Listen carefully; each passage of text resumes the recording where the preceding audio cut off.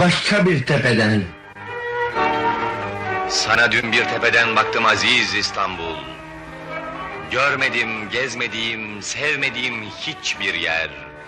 Ömrüm oldukça gönül... Sana dün bir tepeden baktım aziz İstanbul. Sevmek bile bir ömre değer. Görmedim, gezmedim, sevmedim hiçbir yer. Gezmedim, gezmedim. Ömrüm oldukça gönül tahtıma keyfince kurul. Sade bir semtini sevmek bile bir ömre yeter. Nece revnaklı şehirler görülür dünyada. Lakin esrarlı güzellikleri sensin yaratan.